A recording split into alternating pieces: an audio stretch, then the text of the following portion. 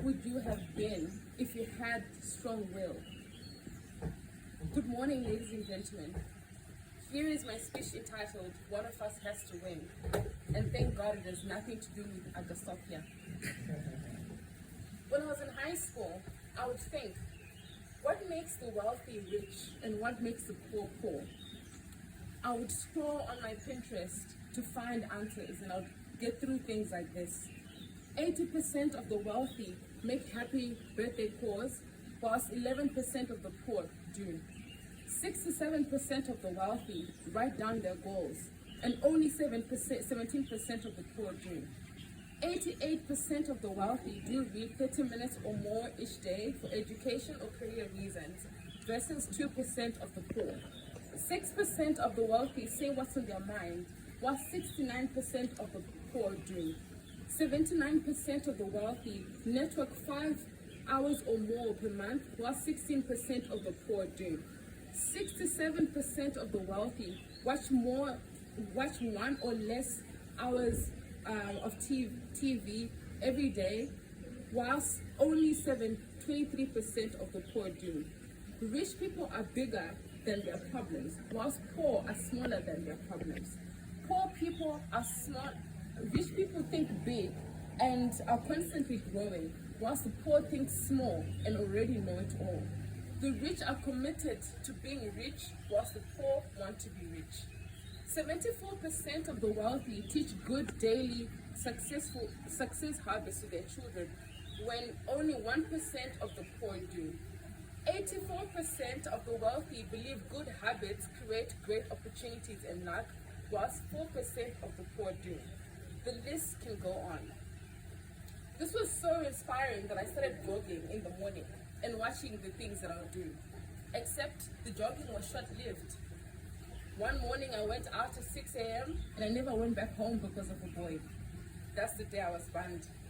Years later, I tried to learn more about what makes good people and successful people. And to my surprise, I've noticed that there's so many similarities. There's a level of discipline, selflessness, and determination in place. The Bible makes its own comparison through the wisest man to ever live on earth, King Solomon, in Proverbs 23, and it reads, "Lazy people want much and get little, but those who work hard will prosper.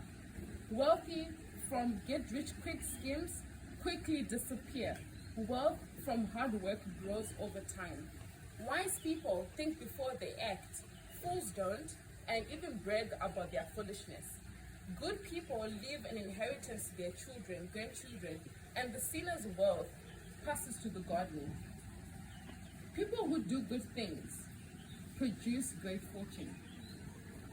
Now, this is from Napoleon Hill, who describes the two in his own capacity.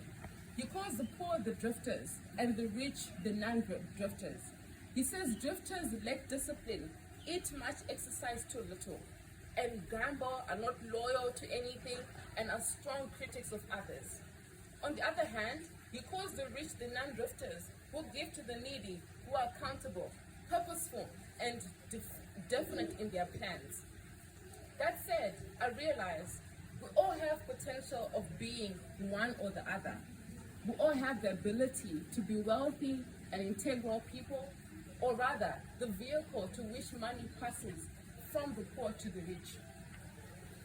Life is an option of two roads, and one requires us to give and invest in the process, and the other requires us to lie on our fields and eat our seeds. Being useful is so easy. Being useless is easier. All you have to do is nothing. Whilst an exceptional life requires us to exercise our minds, hearts, and muscle, ladies and gentlemen, we are a combination of two people, and one of us has to win. What would you be if you weren't afraid? Afraid of missing out, afraid of your weaknesses, afraid of what could go wrong, afraid of pain, afraid of isolation, afraid of the process, afraid of disappointing yourselves, afraid of embarrassment. Who would you have become if you weren't afraid? Because where you are, there you are. Ladies and gentlemen, one of us has to win. Thank you.